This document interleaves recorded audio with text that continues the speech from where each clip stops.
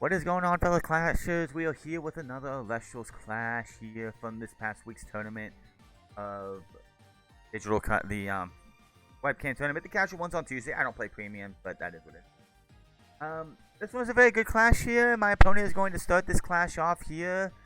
It is definitely going to be a one to talk about from counts. They're deciding what they're going to do. As they say, it is very difficult to decide what you want to do from the start. You definitely want to get it down right. Put it, draw the first 5 cards. And they're thinking here what they're going to do. They're going to play Nectar of the Gods, let you draw 2 cards. Not a bad move at the start of the clash. I would say Nectar of the Gods later in the clash sometimes can be good, but sometimes can be detrimental because of the 2 spirit differential. They are going to play an Ash Rabbit to look for a 3rd card out of all of this. So, I don't know if, getting Nectar off first or Ash Rabbit off first is a good idea. Maybe they pull the Ash Rabbit out of the Nectar. I'm not sure. But I'm not sure if you want to do Nectar before Ash Rabbit or after Ash Rabbit. That is something in the comment section below I would love to hear. But yeah. My opponent draws. They're going to get their Ash Rabbit. They're going to get their Nectar off. They're going to shuffle. And yeah. That's going to be their turn right there. I'm pretty sure. As I can tell you, yes, that is their turn. They show in the notes. As they're going to decide what they're going to do from now on out. It is my turn now. I'm going to draw here, which is a nice little advantage of going second. Now, going second here, I get to play. I do set one face down. Will it come into play later? I hope so. As my opponent, as I'm going to be playing a Valseries in attack position. It's all I could really do. So, you know, I end my turn there. Not the most exciting first turn for me. I really wish I would have had an Ash Rabbit myself to start off so we could be, you know, double rabbits. But hey, it is what it is. About that. My opponent's turn here, they're going to draw.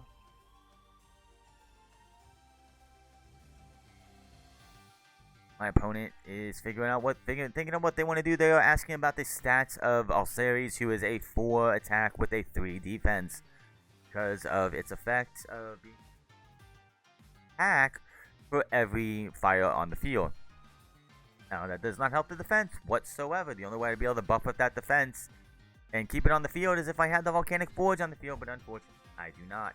They are going to play the Eddy, which is the perfect out here because I do not have a way to get rid of this or prevent it.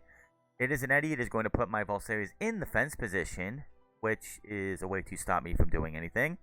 And they're going to put the Ash Rabbit in an attack position as well. They want to get some chippy damage, which I do not blame them for.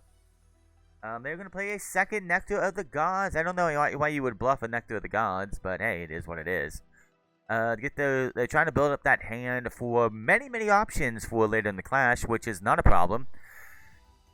They are going to set 1 down. They are going to set 2 down. They are going to play an attack with the Eddy into the Valseries, taking it down, and then they're going to hit me for 1 damage, knocking me down to 18 spirits. 17. I draw, and unfortunately, I have to expend to draw, as I do not have anything on the field I can play. I have stuff for a combo later, but nothing right now. My opponent is then going to draw here, as they're going to draw here. I hate him to expend the draw, but sometimes it is what it is. It's for the greater good of the clash. You want that card, that certain card for your combo that you want to pull off later, and sometimes you have to expend the draw to try and find it. And sometimes it pays off, and sometimes it doesn't. My opponent is figuring out what to want to start playing an Ambrosia. I would never bluff an Ambrosia because, say, I would have played a Thunderstorm and said, I want the one behind Eddy. You just lost your 3 recovery, the chance to recover 3 spirits, which in the end would hurt you down the line. That's just me. Other cards you can bluff, but I would never bluff with a Ambrosia. I'd bluff with a Nectar of the Gods before I would bluff with an Ambrosia. Plain and simple. That in my opinion, is just a little foolish.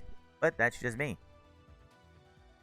My opponent is figuring out what they want to do here as, again, they do have board state with having 2 Electrals on the field, and I have none.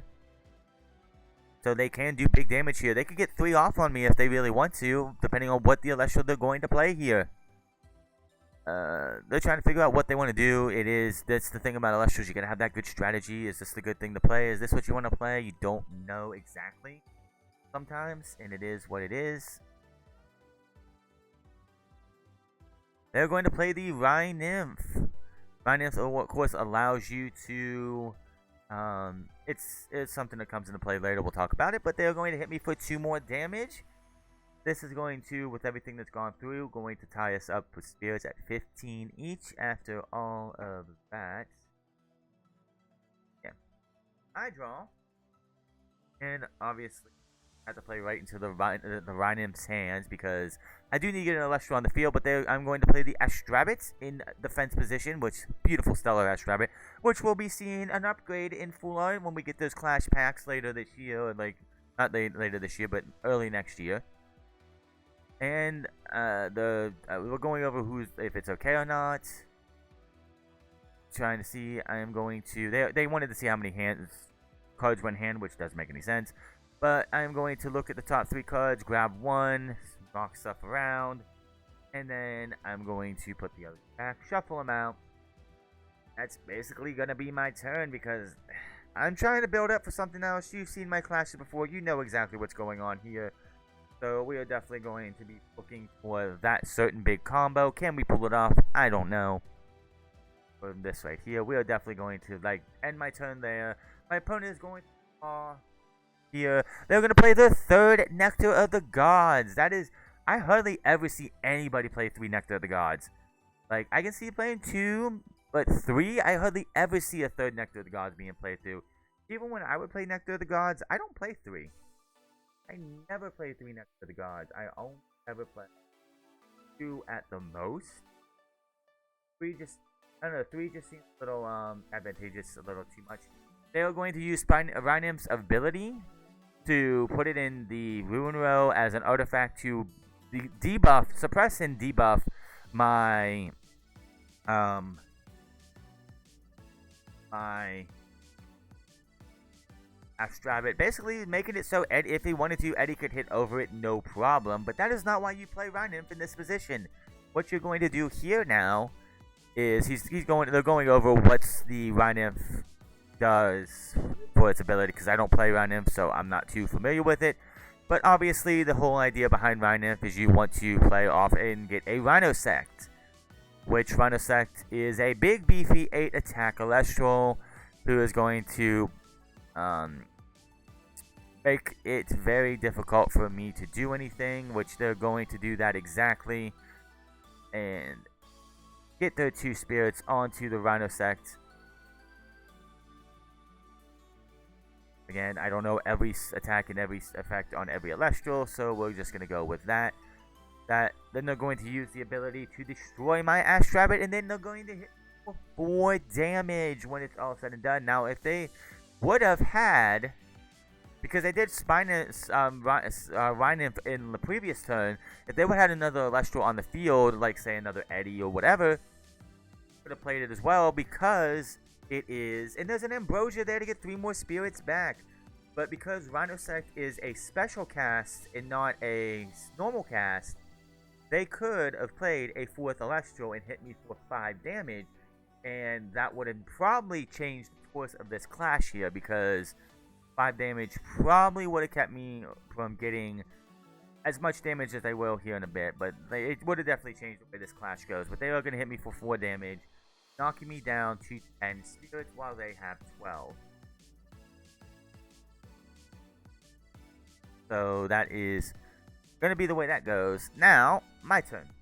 I draw. And on draw, I'm going to play Helios Chariot Ride and also put one face down for use of later. Let's get this going as we are going to play the Exalt Flare. Ladies and gentlemen, this is the big combo we've been looking for. We got the Exalt Flare down. We got the Hephaestus down. We got 1. We got 2 on the Hephaestus. We're going to take those 2 extra on there. We're going to put them on the Exalt Flare here. We're going to extend into the Blazerus. And then Blazerus, who has 4 spirits underneath of it, is going to attack into both the Astrabbit and the Eddie. And that is going to be 3 different spirit differentials, which 3 spirit differential times 2, which is 6 right now. But this is not over, as we are going to get to do the one, the only, the big Trifernal is coming out, ladies and gentlemen. We got a Trifernal coming to you live and in prime time here. And, you know, to add that extra Spire Spirit, which was probably a mistake on my end, I'm going to hit into the Rhino Sect, and I'm going to hit them for another additional 3 more damage, doing 9 damage in 1 turn to end my turn. That is 2 spirits left for me and 3 spirits left for my opponent. What a magnificent play, ladies and gentlemen. We are down to the wire here, as my opponent is in shambles. They only have 3 spirits left after everything that just happened. Oh my goodness, that is the combo we were looking for from the start. Hit it off.